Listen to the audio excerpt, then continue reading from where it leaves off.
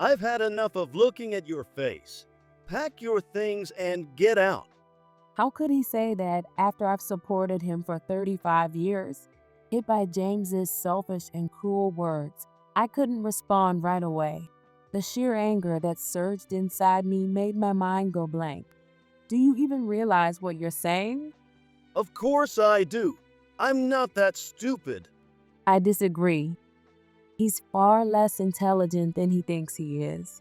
He doesn't even realize how little he knows. He's a true fool. Is that so? Fine by me. Thanks for everything until now. I'm thrilled to have one less dependent to support. What? Dependent?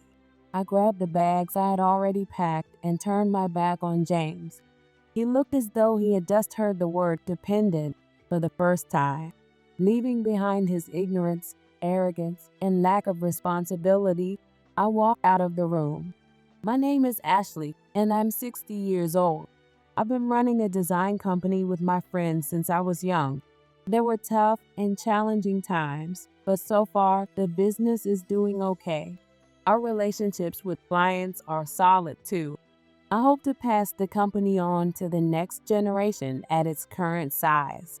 My daughter, Lily, has been independent for quite a while now, and I have enough assets to live comfortably. If there's anything troubling me about my life right now, it's my relationship with my husband, James. We met in our early 20s through a mutual friend, got married, and have been living together ever since. He's unreliable as a partner and not someone I can respect.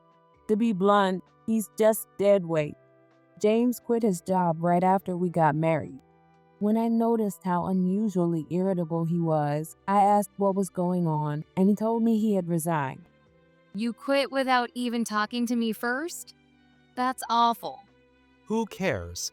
It's my life. That company can go under for all I care. You don't have to say it like that. Haven't they supported you for years? So what?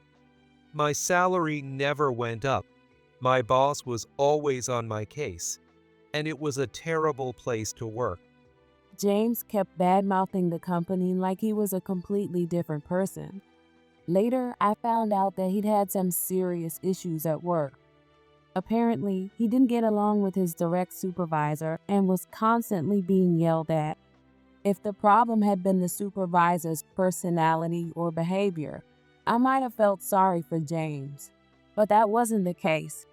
The real issue was James himself. He was immature, inconsiderate, and lacked good judgment. The company was relieved to see him go, saying his departure improved the workplace atmosphere. Let that company fail. But what are you going to do now? Job hunting? I hope you can find something soon. I'll figure something out eventually. It's fine. You're earning plenty, Ashley. You're planning to rely on my income? Aren't you embarrassed to even say that? You're an adult. Start living on your own terms. James just laughed it off. He claimed he planned to look for a job, so I decided to trust him. Putting James on my insurance and supporting him was supposed to be a temporary measure. Little did I know that I'd end up supporting him for the next 35 years. I hate to admit it, but I think part of the blame lies with me. For years, my focus was entirely on Lily and my work. I didn't care what James was doing or where he was, and that's how I treated him. To me, he was so insignificant that it didn't matter whether he was around or not. He was completely unproductive, but since he wasn't causing any major problems, I just left him alone. James seemed to enjoy himself in his own way. He especially focused on enriching his hobbies. Hey, Ashley, about this month's allowance. Could you give me a little extra? Come on, please. There's something I want to buy. Fishing gear again? I've told you to take it easy with that stuff before, haven't I? Fishing has been James's longtime passion. He's not particularly good at it, but he's really into it. He drives his car all over the place to drop a line in different lakes and rivers. With fish and bait in the car, the interior always smelled terrible. I figured he was planning to buy another fishing rod or cooler, but this time it was something different. A camera. I'm buying a camera. I'm going to film myself fishing and post the videos online. Videos? You're starting something like that? Eventually, James began making a few $100s a month from his video uploads. But the amount was so small that a part-time job would have earned him more. Even so, he kept insisting it was a great way to combine his hobby with making money. And then the same type of conversation would repeat itself over and over. James would ask for a lump sum of money every few years. He wanted to upgrade his computer, get faster internet, and he even bought lighting because he said he was going to appear on camera for his videos. Why do you need lighting for fishing videos? Don't you shoot everything outdoors? I do. But I'm also going to shoot indoors, showing how to clean and cook the fish I catch. You're even doing that? Please, just get a normal job. Where is James even headed with all this? It felt like I was watching something incomprehensible, and it honestly gave me the creeps. I had no idea that his on-camera video uploads would ultimately destroy our marriage. After graduating college, Lily landed a job at a major trading company. A few years later, she met David through work, the man who would eventually become her husband. When they met, David and Lily were both 30 years old. Surprisingly, at such a young age, he was already running his own business specializing in security products. He was sharp, had a wonderful smile, and came across as the perfect gentleman. Lily had always disliked James for being unemployed. She even hesitated to introduce David to us. This is my partner, David. We're planning to get married as early as next year. Nice to meet you, James, Ashley. I'm David. It's a pleasure to meet you. Hold on a minute. I haven't said I approve of this marriage yet. Dad, can you just stay out of it? Nobody is asking for your permission. If you want to act like a real father, then get a job first. Earn the respect of being a father before you start complaining. All right, so David tried to mediate with an awkward smile as James and Lily argued. He seemed genuinely kind and left a great impression. As a fellow business owner, I found it easy to talk to him. He seemed like the kind of person who could truly support Lily, who, like me, has a strong personality. As a son-in-law, he was perfect. On the other hand, Lily seemed to have significant complaints about us. It was really hard bringing David over here. I'm embarrassed just by Dad's presence. And this house. Why don't you guys move already? You have money, so why keep living in such an old place? It's true that our house is old. We've been renting it since we got married, but the neighborhood is comfortable, and I'm attached to it. I've never even considered moving. Does it really matter? I mean, I can sleep anywhere, and honestly, I don't care much about appearances. So, I'm not bothered by the house being old. Mom, you're so indifferent about everything. That's why you've been ignoring Dad. Life would probably be more enjoyable without such a burden, wouldn't it? Lily, watch your mouth when you're talking to your parents. Apologize right now. And so, another argument between James and Lily began. David once again stood there awkwardly, trying to mediate with a strained smile. Looking back, maybe those were still good times in their own way. Even though James was an unemployed burden back then, he wasn't causing much harm. That is, until his affair came to light and created a deep rift in our marriage. Dad is cheating. One day, Lily told me this. She had a serious expression, so it didn't seem like a lie. So the day has finally come. I sighed. I saw them. They were being pretty open about it. At a bar in the evening, their faces were red from drinking. They were even talking about going to a hotel next. They had no idea their own daughter was nearby. I'm sorry, Lily, that you had to go through that. Don't apologize. You didn't do anything wrong, Mom. But why are you so calm about this? Did you already know about Dad's affair? I didn't know anything for sure, but I had my suspicions. Lately, James had been unusually concerned about his appearance. Something was clearly off, so I had figured it might involve a woman. That night, when I confronted James about his affair, he desperately denied it. You've got it all wrong. The person I met was someone related to my work, my video channel, not a lover. I just can't believe you. When I said that, James snapped, raising his voice in anger. Why can't you trust your own partner? That's crazy. We're married, aren't we? Don't play the partner card only when it's convenient for you. What do you even do for me? I'm the one covering all the expenses for both of us, while you just focus on whatever you feel like doing. That's ridiculous. I do plenty. I'm working hard on my video channel, aren't I? It's not easy, you know. Why are you always so mean? I'm not trying to be mean, but have you ever used any of the money from your channel to help the family? You haven't, have you? That's the problem. What did you just say? James yelled like a petulant child. Honestly, he was completely unreliable. I brought up the affair again and pressed him hard. James kept making desperate excuses. The atmosphere in our home grew increasingly tense and strained. From that day on, our relationship deteriorated rapidly. It was around that time that James started drinking heavily and acting out aggressively. One day, he got so drunk that he mistook someone else's yard for ours and trespassed. It turned into such a commotion that the police were called, and I was deeply embarrassed. Though I'm sure James was even more humiliated. His way of deflecting his shame was to lash out in anger. They're making such a fuss over a little mistake. It's not like their house is anything special, so they should shut up already. James, please stop. That's not something you say when you're the one causing trouble. By the way, where were you so late?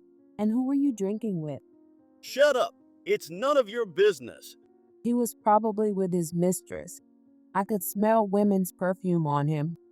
He didn't have the money to drink at a fancy place, so it's unlikely he was at a bar with hostesses. Still, wearing such a strong scent, it was like he wanted to expose his own infidelity. Dealing with James's foolish behavior made me furious beyond words. The pivotal moment came on a Saturday night. James had disappeared on Friday evening and didn't return until late the next day. When he finally stumbled back home, he reeked of women's perfume and was completely drunk. As expected, this triggered a heated argument between us. Pointing a finger at me, James yelled with his eyes blazing. I've had enough of looking at your face. Pack your things and get out. How could he say that after I've supported him for 35 years? James was unbelievably selfish and oblivious to his own situation. Overwhelmed with anger and disappointment, my mind went blank for a moment. Do you even realize what you're saying? Of course I do. I'm not that stupid. Divorce. Just get out already. Not that stupid. What a delusional man. James is far less intelligent than he thinks he is. He doesn't even realize how little he knows. He's a true fool. Is that so? Fine by me. Thanks for everything until now. I'm thrilled to have one less dependent to support. What? Dependent? I'll mail the divorce papers to you tomorrow. Fill them out and file them, okay? I grabbed the bags I had already packed and turned my back on him. I've been preparing for this moment, just in case it ever came. James looked genuinely shocked, as if he was hearing the word dependent for the first time. Leaving behind James, who was clueless, selfish, and utterly unreliable, I stood up. James turned pale and panicked. In his ignorance, he had no understanding of what dependent actually meant. Wait a minute. Explain this. What does dependent mean? What happens if that changes? Are you serious? And you call yourself an adult? A dependent is someone who can't financially support themselves and relies on a family member for economic assistance. And if that stops? For instance, your insurance premiums have been covered under my employee benefits plan, but once that ends, you have to pay for them yourself. James was stunned. He genuinely had no idea. How can he be so unbelievably naive? It's hard to believe he's the same age as me. At the very least, the men I know are far more dependable. They seem to seriously consider their future and their family's well-being, living with a clear plan in mind. But James has no plan at all. He lives from day to day, drifting wherever the wind takes him, always relying on others. Looking back on our life together, all I can see are his shortcomings. Why did I even marry this man? I honestly couldn't remember. James glared at me, probably because I had very cold eyes. What's with that look? You're always looking down on me. I'm your husband, your master. Husband, master, who do you think you are? I never agreed to be your servant. A delusional man like you isn't worth living with. And I'll say it again, fill out those divorce papers. Fine, I'll do it. You've got to be kidding me. Calling me delusional? I don't need a woman like you. Besides, I've got Susan. It seems Susan was the name of his mistress. Even though I no longer cared about James, something about hearing the other woman's name enraged me. I'll look into Susan. I need every advantage I can get for this fight. Ignoring James, who was still shouting nonsense, I left the home we had shared for so many years. James called just a few days later while I was unpacking in my new apartment. He acted as if that heated argument between us had never even happened. The door's unlocked, so you can come back anytime. Hearing that, I was stunned. How clueless can he be to still think he holds the upper hand? There's absolutely no chance I'm coming back to that house. So lock the door already. If a burglar gets in and steals everything, don't expect me to care. What kind of tone is that? I'm the one offering to forgive you. Your attitude is the problem. Why do you talk like you're above me? And by the way, the divorce papers should arrive soon. Fill them out and file them at City Hall, okay? Well, Ashley, about that. Can't we reconsider the divorce? Maybe if we talk it through, we can find some common ground. I already knew, but it confirmed once again how spineless James was. Just a few days of living apart, and he was already cracking. He was probably running out of money and panicking about how to sustain himself. The final straw, though, was what I had uncovered about Susan. As it turns out, she was a complete disaster of a person. Fine, let's talk. But it has to be at a time and place I decide, and the conversation will include you, me, and Susan. What? Why does Susan have to be involved? This is a marital issue. She has nothing to do with it. Really? The person who inserted herself into our marriage and got involved with you has nothing to do with it? If she were irrelevant, I wouldn't invite her. But she's very much a part of this. But James hesitated. Clearly, he didn't want me and Susan to meet. If Susan isn't there, I absolutely won't meet with you either. When I said that, James reluctantly agreed to bring her along. she might refuse, you know? Susan could say no. Then make sure you convince her. If Susan doesn't come, there's no point in us meeting either. And honestly, I'm fine with that. I don't feel any need or value in talking things through with you. It seemed James was pretty desperate. Hearing me say that, he promised to find a way to persuade Susan. I couldn't help but wonder what kind of excuses or reasoning he'd use to convince her. I decided on the date and location and sent James an email. I also made sure to share the same details with those two people. On the day of the meeting, James and Susan would walk straight into our trap and face their reckoning. I chose a restaurant as the venue. A public open space with lots of people seemed like the safest option. After all, it wasn't just James coming. His mistress, Susan, would be there too. And since Susan had a significant secret, I needed to stay on high alert. About 5 minutes past the agreed time, James and Susan arrived at the table where I was seated. Hey, it's been a while. Nice to meet you. I'm Susan. She carried herself with confidence. Susan had the look of a career woman dressed in a sharp pantsuit. At first glance, she seemed like someone highly capable. It was hard to shake the feeling that she was intentionally crafting that impression for me. Did she really think such superficial tricks would fool someone who already knew the truth about her? I came here today because I wanted to clear something up with you, Ashley. You're mistaken. I'm not James's mistress. I'm strictly his business partner. James crossed his arms and nodded. This was exactly the kind of response I had anticipated. They were trying to rewrite the narrative. Clearly, these two intended to fool me and keep their relationship going as it had been. Spare me the excuses. Did you really think I'd just nod and accept that explanation? Come on, Ashley. Please trust us. I'm begging you here. You call yourselves business partners, but what exactly are your roles? I need a detailed explanation to understand. Sure. Let me explain. What I provide is video editing services. I edit the videos James records and upload them to the video sharing platform. Susan pulled out her phone and played one of the videos she claimed to have worked on. The screen showed James fishing. To be honest, the video was incredibly dull. I couldn't imagine why anyone would watch something so uninteresting and pointless. Susan gave me a bright smile, as if to say, "See, now you understand." Her smile was so blatantly insincere that I almost burst out laughing.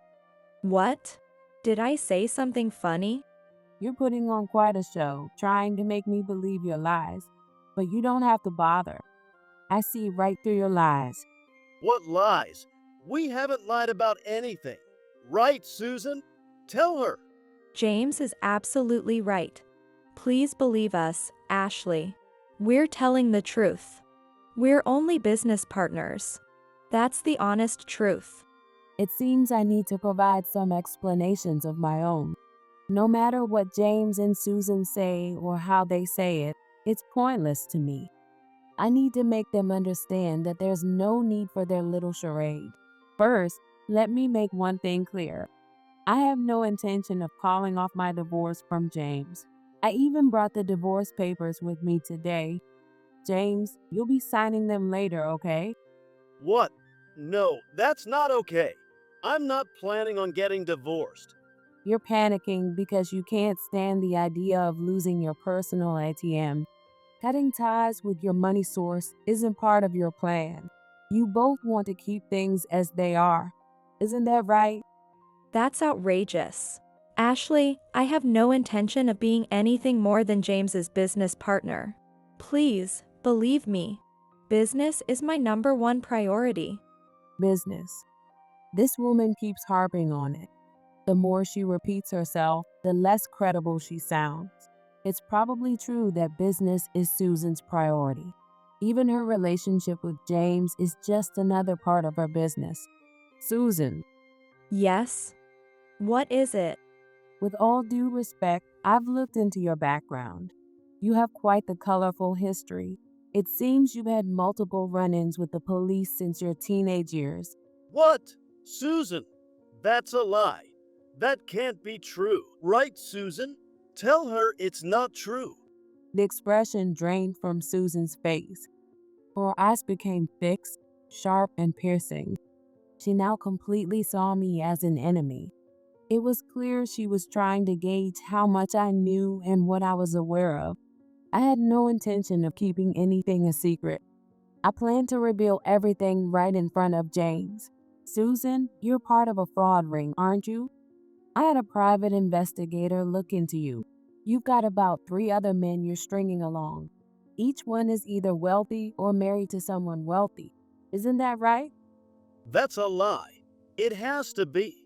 Susan, tell her it's not true. Of course it's a lie. Ashley, you seem to be misunderstanding something here. Really? Then I guess I'll just have to show solid evidence that proves you're a scammer. At my signal, a couple walked into the restaurant. It was my daughter, Lily, and her husband, David. Both of them had stern expressions on their faces.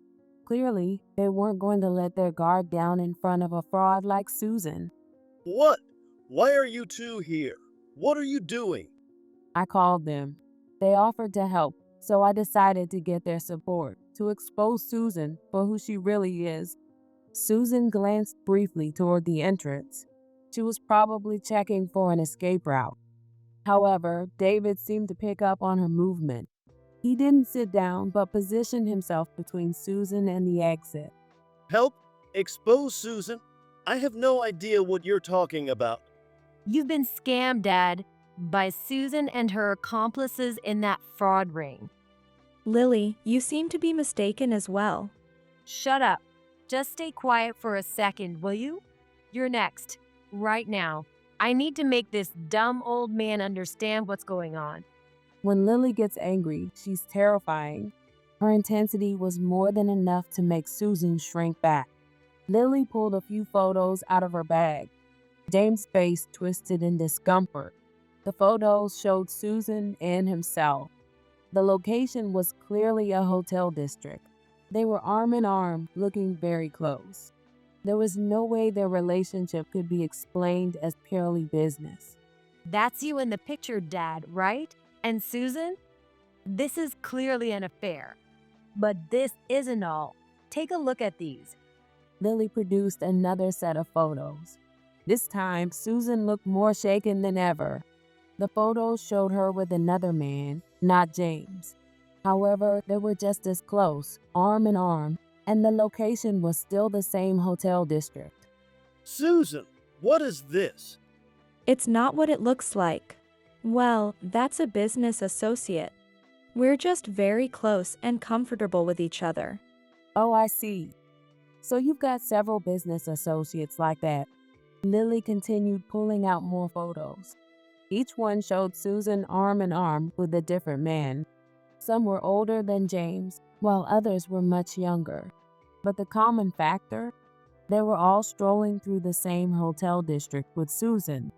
It was impossible to believe this was just normal business. What the hell is this? These are clearly photos of you cheating. Calm down. You're just one of many. Did you really think you were special? Dad, you've been conned. Susan is a fraud who preys on men. It's pathetic. You let yourself be tricked by a woman like this and betrayed both Mom and me. Lily, James looked like he was about to cry. His daughter's scornful gaze clearly struck a nerve. As more and more evidence was laid out, Susan looked increasingly flustered.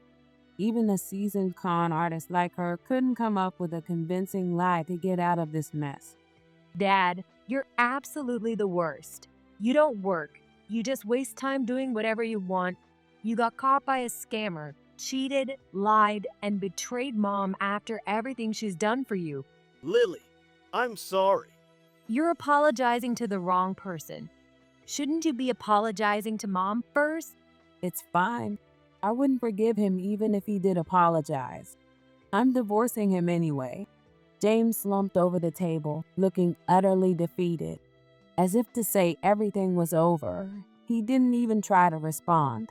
While James sat there, Susan quickly stood up and tried to escape. But David moved in front of her, skillfully blocking her path. Hey, what's your problem? Get out of my way. You're not going anywhere. We've already made the call, so just stay here a little longer. Made the call? What call? I run a security company, and because of my work, I have a lot of contacts in the police force. One of them is on their way here now to take you to the station. Susan's expression changed drastically. Susan attempted to push through forcefully. David restrained her, ensuring she couldn't get away. Before long, the police arrived and Susan was taken into custody. James, left behind, sat there in a daze. It seemed he was deeply shocked to realize he had been deceived by his mistress. As the police car carrying Susan drove away, James turned to me and apologized. I was such a fool to fall for someone like her. I'm really sorry. Ashley, please, let's start over again. Are you kidding? How many times do I have to say it? I'm divorcing you. Here, sign the divorce papers. Lily and David will fill out the witness section, right? Yes. Of course. James resisted desperately, but it was all too late. In the end, he signed the divorce papers as I instructed. I didn't demand any alimony from James. In exchange, he agreed not to seek any division of assets from me. With Lily and David as witnesses, our divorce was finalized without incident. James had no job and no savings. All he had was some fishing gear, a few pieces of video equipment, and his computer. The videos he had accumulated over time might technically count as assets, but they were unlikely to generate any money. After our divorce, I moved out of our rental apartment, leaving James to pay the rent on his own. At first, he managed by selling his fishing gear and equipment, but he soon hit a dead end. James's only remaining option was to rely on me or Lily. Ashley, please, I'm begging you. Let's start over. I can't live on my own. Don't give me that nonsense. You're not a child. How old are you? You're a healthy adult, so take care of yourself. But I can't even pay my rent anymore, and I don't have money to buy food for tomorrow. Why should I care? Don't forget that we're divorced. This is the result of your lazy, aimless life. You've brought this on yourself. This exchange took place in the parking lot at my office. How pathetic. He's such an embarrassing man. Maybe my harsh words finally got through to him, because after that, James stopped showing up. I later heard that he joined a group of people in similar circumstances, those with no home and no possessions. He now survives by relying on government or nonprofit food distributions and making a meager living through scrap collecting. I imagine James will spend the rest of his life cursing himself for not valuing his family. He'll probably look back on the time when he was under my support and realize just how fortunate and privileged he was. As for Susan, who was arrested by the police, she ended up revealing the contact details and locations of her associates. This led to the arrest of about 10 members of her fraud ring. In a way, James's relationship with Susan was the trigger for this large-scale crackdown. When I think of it that way, James did make a significant contribution to society. I'll keep it in my heart as the one and only good thing he ever accomplished. My life hasn't changed much since divorcing James. I work hard during the weekdays and take it easy on the weekends. Sometimes Lily and David visit and we enjoy meals together. The only real change is the new life growing in Lily's belly. The doctor said it's a boy. I'll have to make sure we don't spoil him too much. We don't want him turning out like Dad. You and David will do just fine. And if you ever need help, just let me know. I can leave the company in someone else's hands and come running right away. Thanks. I'll be counting on you. With James gone, it feels like Lily and I have finally found stability. It's clear now just how much of a hindrance his selfishness was to us. When someone close to you becomes a burden in that way, it's the end of the line for them. I want to always be the kind of person who thinks about others, lives peacefully, and fosters good relationships. That's the kind of person I'll strive to continue being.